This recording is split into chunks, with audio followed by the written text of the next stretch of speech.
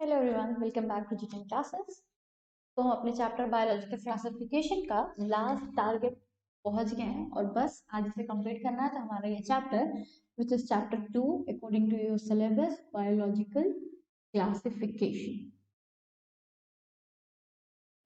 आपको पूरा का पूरा ये चैप्टर कंप्लीट हो चुका है और इस टारगेट में, इस पर्टिकुलर वीडियो में हमें जो देखना है, जैसे कि किंगडम प्लांटी, किंगडम एनिमलिया, इन दोनों को एज अ सेपरेट चैप्टर आपको आगे पढ़ना है।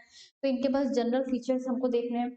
वायरसेस, वायराइड्स एंड प्रियॉन्स, इनके बारे में बहुत ये वायरसेस, वायराइड्स के प्रियॉन्स की जो स्टडी है वैसे तो बहुत वास्ट है, but according to the syllabus बहुत थोड़ा सा है, तो बहुत कम टाइम लगने वाला है। बस जल्दी जल्दी से कंप्लीट कर लेना है। तो सबसे पहले जब हम किंगडम प्लांटी से स्टार्ट करते हैं तो आर एच विटेकर का आपको याद होगा 5 किंगडम सिस्टम था। उन्होंने 5 किंगडम बनाया था, जिसमें से चौथा किंगडम क्या था? किंगडम प्लांटेई था। और इन्होंने ये कहा था, आर एच विटेकर के अकॉर्डिंग, उन्होंने जो क्राइटेरिया चूज किया था for the classification of 5 kingdom, वो आपने पहले भी वीडियोस में देख लिया। उसमें मोड ऑफ न्यूट्रिशन था, उनका सेल स्ट्रक्चर था, सेल वॉल था। तो प्लांटेई की अगर बात की जाए तो इनका मोड ऑफ न्यूट्रिशन कैसा है? ऑटोट्रोफिक है। ऑटोट्रोफिक वो जो खुद से अपना फूड प्रिपेयर करते हैं, प्लस ये ऑटोट्रोफिक उनमें किस वजह से है? बिकॉज दे कंटेन पिगमेंट, जिस क्लोरोफिल आप जिसे बोलते हो। वैसे बेसिकली अभी किंगडम प्लांटिंग में आप आगे स्टडी करोगे तो आपको पता चलेगा क्लोरोफिल भी कई टाइप के हैं, ए बी सी हैं। तो यहाँ जनरली हम लोगों ने सिर्फ क्लोरोफिल लिखा है, तो बाकी जो इसकी डिटेल वाली चीजें हैं वो हमें नेक्स्ट पढ़ना है। तो बस आपको ये याद रखना है कि इनका मोड ऑफ न्यूट्रिशन ऑटोट्रोफिक है, that means they will synthesize their own food and they synthesize their food in the presence of sunlight, that is and that process is known as photosynthesis, and photosynthesis can be carried out in the presence of a pigment, and that pigment is known as chlorophyll. Okay, ठीक है। फिर अगर इनकी हम cell wall की बात करें तो यस, सेल वॉल इनमें प्रेजेंट होती है। और इनकी सेल वॉल कैसे बनी होती है? सेलुलोज से बनी होती है। बाकी ये कैसे हैं? यूकैरियोटिक है, क्योंकि सारे के सारे प्रोकैरियोटिक तो हम लोगों ने मोनेरा में कंसीडर कर लिया था, तो ये यूकैरियोटिक होंगे। अब यूकैरियोटिक होने का मतलब यूकैरियोटिक सेल के जो भी फीचर्स हैं वो सारे फीचर्स इनमें पाए जाएंगे। थोड़ा बहुत स्ट्रक्चर्स के शेप वगैरह में या साइज वगैरह में डिफरेंस होता है, अदरवाइज सेम ही सब पाया जाएगा। जैसे इनमें अगर कंपेयर किया जाए एनिमल और प्लांटी को, तो यूकैरियोटिक ये भी है और यूकैरियोटिक एनिमेलिया भी है, लेकिन इनके में वैक्यूल्स काफी ज्यादा पाए जाते हैं, मतलब प्रोमिनेंट साइज के वैक्यूल्स रहते हैं और ज्यादा नंबर में भी रहते हैं। वही अभी आप जब किंगडम एनिमेलिया को पढ़ोगे तो उसमें आपको पता चलेगा कि इनके जो वैक्यूल्स होते हैं बहुत कम होते हैं और बहुत छोटे होते हैं, जबकि प्लांटी में काफी ज्यादा वैक्यूल्स पाए जाते हैं। तो प्लांटी किंगडम में यूजुअली मोड ऑफ न्यूट्रिशन तो हमने लिख दिया ऑटोट्रोफिक है, ठीक है, बट कुछ ऐसे प्लांट्स हैं जो कि आपके पैरासिटिक भी हैं और जो आपके हेट्रोट्रॉफिक मोड ऑफ न्यूट्रिशन भी रखते हैं। यस, ट्रू, मतलब प्लांट्स में भी कुछ ऐसे प्लांट्स हैं जिनका मोड ऑफ न्यूट्रिशन हेट्रोट्रॉफिक है। एंड उस हेट्रोट्रॉफिक में अगर आप एग्जांपल देखो तो आप, ये बहुत पुरानी चीजें हैं, ऐसा नहीं है कि आपने पहले कभी सुना नहीं होगा। इंसेक्टिवोरस प्लांट्स, इंसेक्टिवोरस प्लांट्स कैसे होते हैं? वो जो इंसेक्ट्स को ईट करते हैं, they engulf insects for their nutrition. तो इंसेक्ट मतलब किसी दूसरे ऑर्गेनिज्म को खाने वाले को हम लोग हेटेरोट्रॉफिक मोड ऑफ न्यूट्रिशन बोलते थे। तो इंसेक्टिवोरस का सबसे फेमस एग्जांपल है वीनस फ्लाई ट्रैप या पिक्चर प्लांट। उसी तरह से वीनस फ्लाई ट्रैप आपका इंसेक्टिवोरस है, पिक्चर प्लांट है।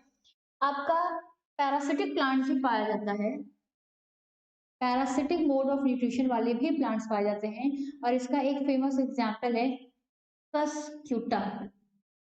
ठीक, तो प्लांट किंगडम का जनरल फीचर जो कि पहले से आपको पता है, आई नो दिस कि आप काफी इंटेलिजेंट हो, ये चीज आपको पहले से पता रही होगी, तो इसको हम लोग यहीं तक रखते हैं क्योंकि हमें एट द एंड, ये मैंने पहले भी बताया था कि आपको ये दोनों चैप्टर्स अलग से पढ़ने हैं, तो क्यों हम लोग अननेसेसरी सेम चीज को बार बार खींचे। तो एक बार हम जनरल एनिमीलिया का भी देख लेते हैं। अगर हम प्लांट का ये जनरल फीचर था, तो एनिमीलिया का क्या है? उनका मोड ऑफ न्यूट्रिशन कैसा होने वाला है? उनका मोड ऑफ न्यूट्रिशन हेट्रोट्रोफिक होता है। हेट्रोट्रोफिक में कैसा होगा? पैरासिटिक की सैप्रोफिटिक या होलोजोइक? होलोजोइक होता है।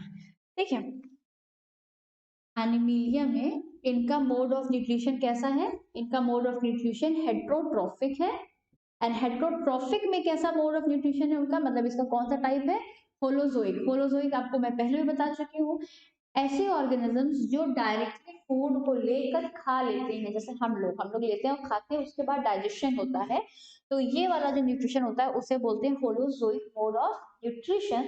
जबकि सैप्रोट्रॉफिक में क्या था, डाइजेशन बाहर होता है, मतलब बाहर वो एंजाइम्स वगैरह डालते हैं, उनको सॉल्युबल फॉर्म में कन्वर्ट करते हैं और फिर उसको अपने अंदर लेते हैं और एब्सॉर्ब करते थे।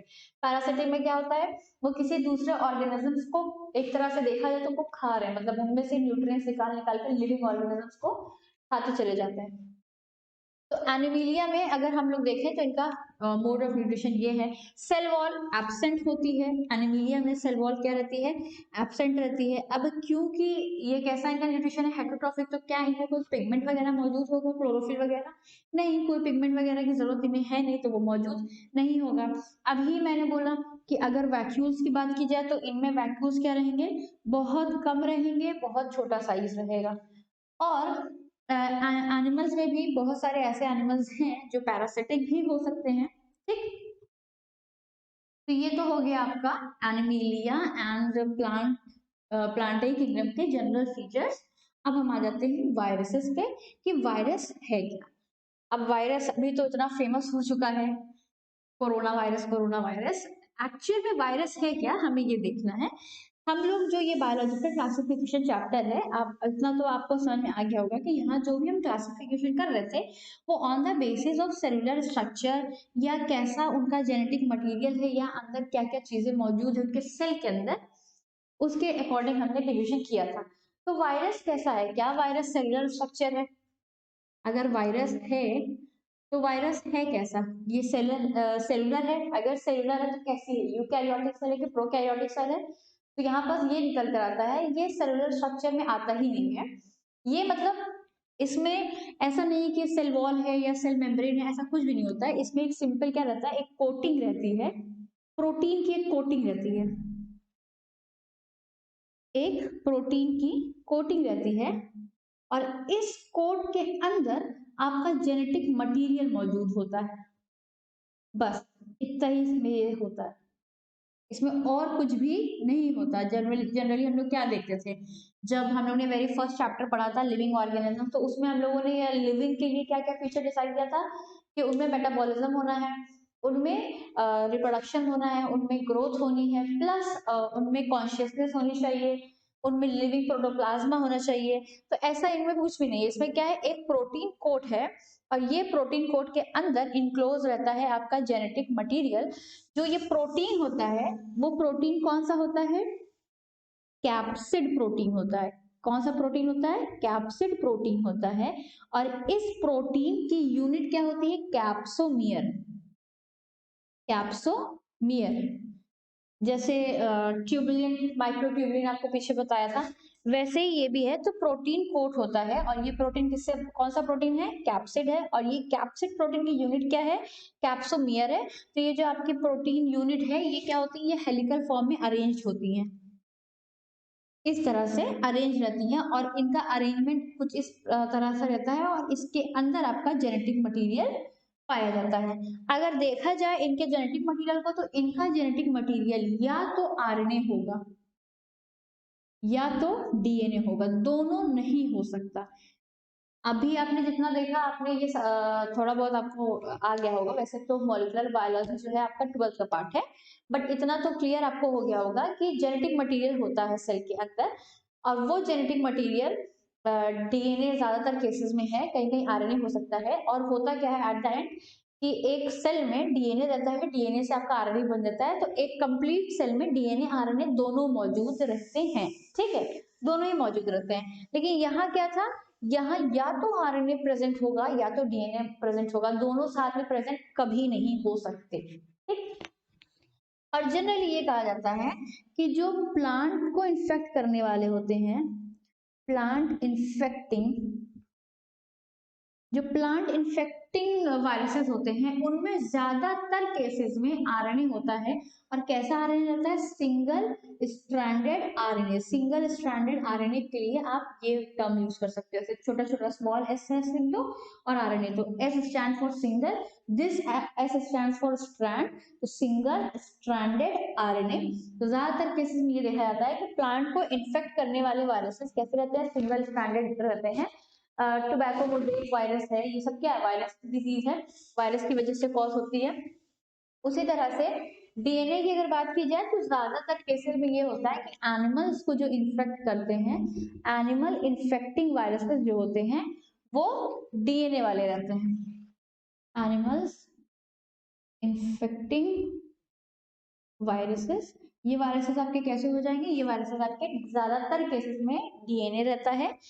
अच्छा, ये भी हो सकता है कि इनका जो जेनेटिक मटेरियल हो वो या तो सिंगल स्ट्रैंडेड आरएनए हो, या फिर डबल स्ट्रैंडेड आरएनए हो, या फिर डबल स्ट्रैंडेड डीएनए हो। ये तीन तरह का हो सकता है, ठीक है। लेकिन होगा क्या एट द एंड? या तो ये, सिर्फ ये, या तो सिर्फ ये, या तो सिर्फ ये। ऐसा नहीं हो सकता कि आरएनए डीएनए दोनों मौजूद हो। अगर आरएनए डीएनए दोनों मौजूद होता तो ये एक प्रॉपर सेल में कंसीडर किया जा सकता था, और ये किसी न किसी यूकैरियोट या प्रोकैरियोट में कंसीडर कर लिया जाता, ठीक है। अब क्वेश्चन ये आता है कि वायरस को किस किंगडम में रखा जाए, वायरस को कौन सी सेल कंसीडर की जाए। तो यहाँ पास इसको क्लियर करने के लिए एक छोटी सी बात है, उसको आप समझ लो।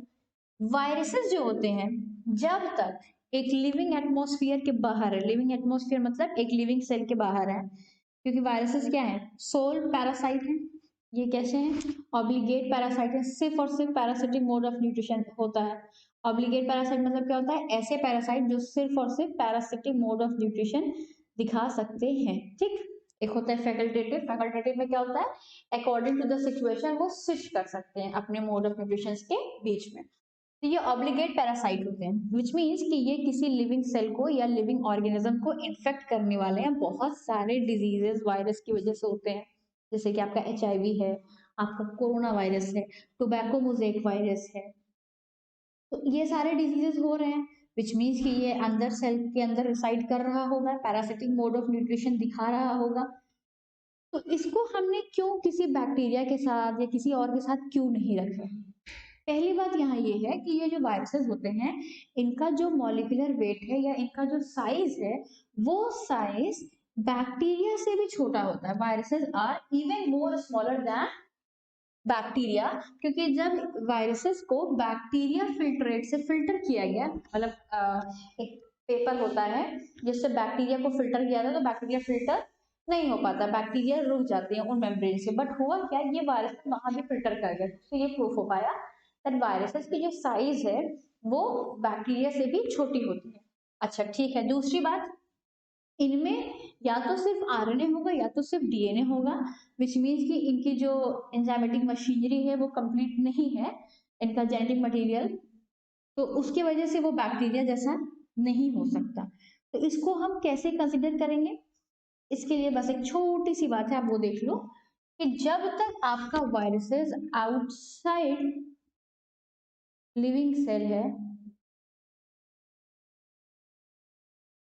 तब तक क्या होता है? ये एक इनर्ट क्रिस्टल की तरह रहता है। इनर्ट क्रिस्टल, इनर्ट क्रिस्टल मतलब नॉन लिविंग।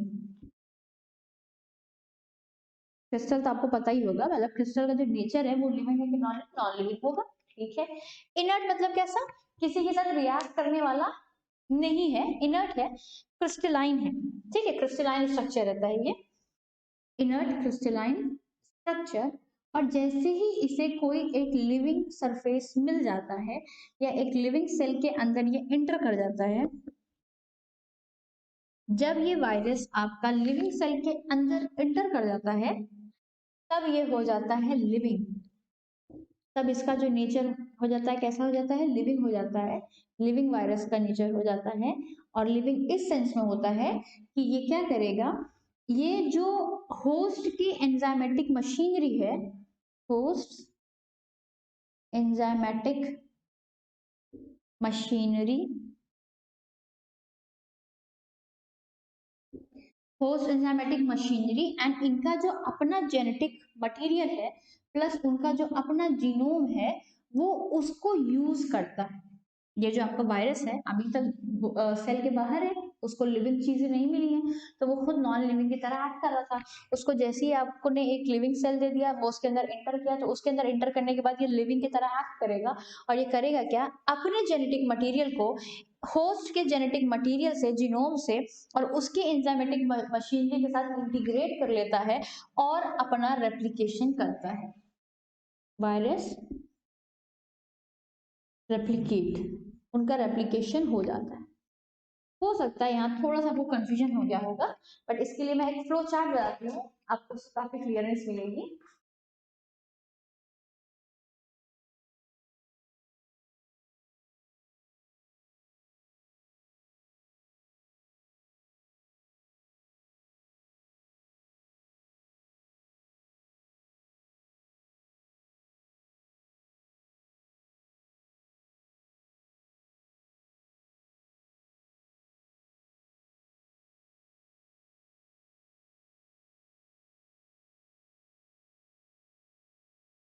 देखिए क्या होता है, इमेजिन करो ये आपका एक छोटा सा वायरस है, ठीक, और ये एक लिविंग सेल है, और उस लिविंग सेल का अपना अंदर क्या है, न्यूक्लियस है, और इस न्यूक्लियस के अंदर उसका अपना डीएनए मटेरियल या जेनेटिक मटेरियल जिसे जीनोम हम बोल रहे हैं ये मौजूद है। ठीक, इसका हमने सिंपल क्या बताया आपको कि इसमें सिर्फ दो ही चीज होती है, एक प्रोटीन का कोड और अंदर जेनेटिक मटेरियल मौजूद होता है। ये जो हमने पर्टिकुलरली डायग्राम बनाया है ये एक्चुअली में आपका बैक्टीरियोफेज मैंने बना दिया है, क्योंकि ये सबसे ज्यादा फेमस है, बैक्टीरियोफेज है ये। बैक्टीरियोफेज कौन से वायरसेस होते हैं, ऐसे वायरसेस जो बैक्टीरिया को इन्फेक्ट करते हैं वो कहलाते हैं बैक्टीरियोफेज। तो ये आपका कौन सी सेल हो सकती है, ये एक बैक्टीरियल सेल होगी। तो होता क्या है, जब अभी तक तो ये बाहर है, सेल के कॉन्टैक्ट में नहीं आया, सेल के बाहर है, तो ये कैसा है, अभी नॉन लिविंग है। अभी कैसा एक्ट करेगा, ये क्रिस्टलाइन की तरह है। क्रिस्टलाइन मतलब नॉन लिविंग की तरह एक्ट कर रहा है। अब क्या होगा, जैसे ही ये इसके कॉन्टैक्ट में आ जाएगा,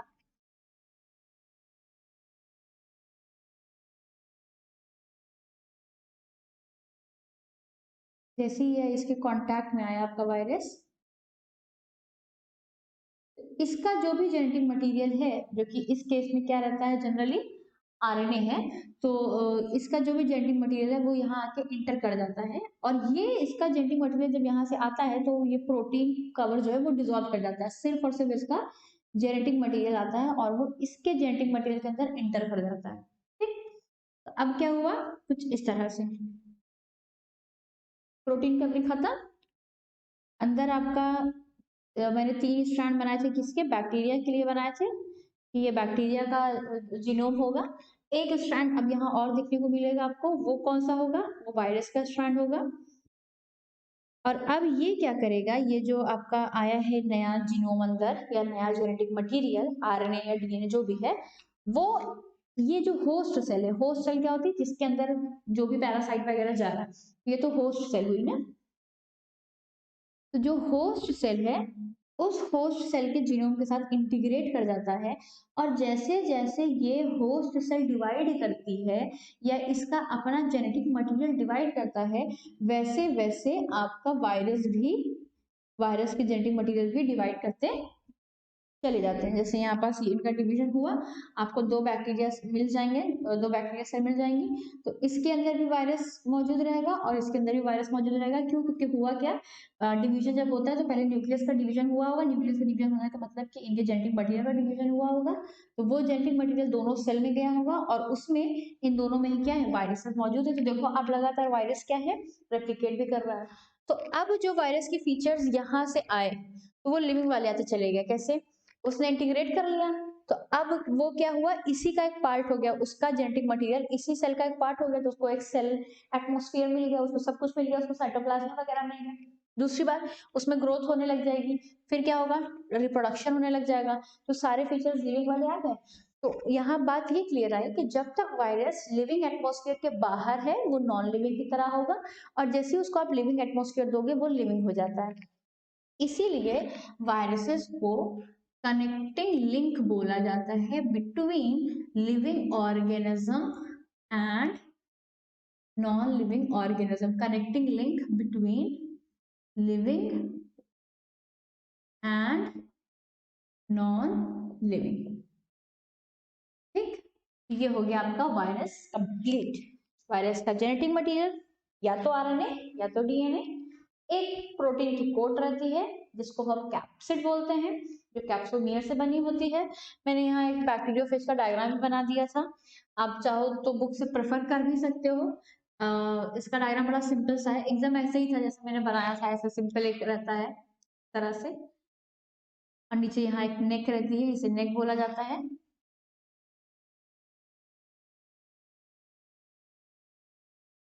और फिर यहाँ से ये फिलामेंट्स वगैरह मौजूद रहते हैं। ठीक, ऐसा ही कुछ स्ट्रक्चर उनका रहता है। 1 2 3 4 5 6।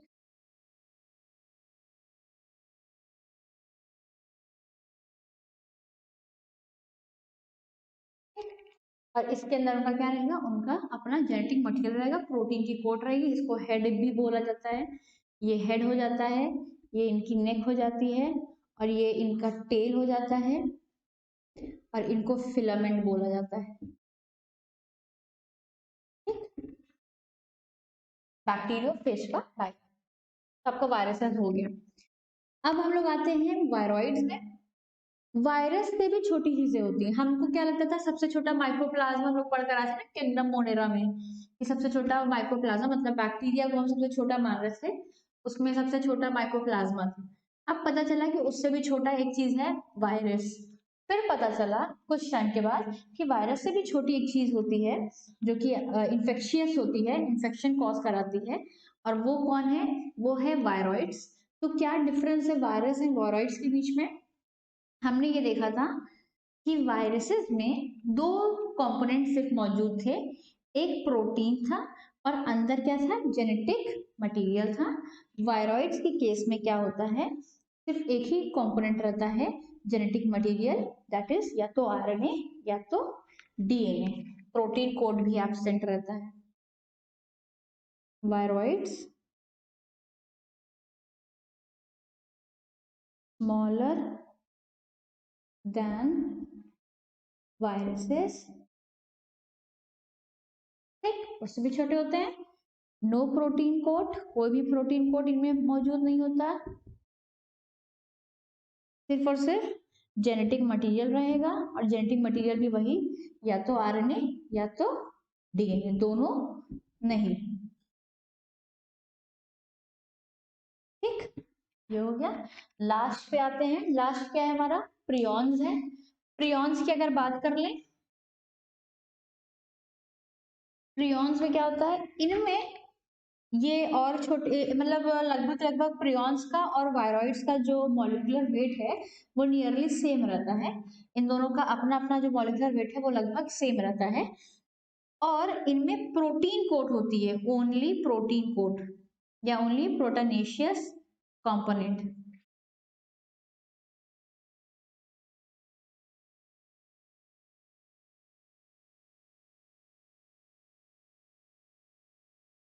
सिर्फ और सिर्फ इनमें प्रोटोनेशियस पार्ट होगा, इनमें जेनेटिक मटेरियल नहीं होता है। ये भी इन्फेक्शियस होता है, ये भी डिजीज कॉज कराता है। मैड काउ डिजीज कैटस वगैरह में जो होती है वो इसी की वजह से होती है। वायरस भी इन्फेक्शियस होता है। तो आपका जो फर्स्ट चैप्टर है, सॉरी आपका जो सेकेंड चैप्टर था बायोलॉजिकल क्लासिफिकेशन, वो according to the new syllabus complete हो गया है। सारी चीजें मैंने आपको बता दी है। बस अब हमें कुछ और नहीं करना है, नेक्स्ट वीडियो का आपको वेट करना है। उसके लिए आपको क्या करना है, चैनल को सब्सक्राइब कर देना है। एंड आई होप आपको अच्छा लगा होगा। Thank you.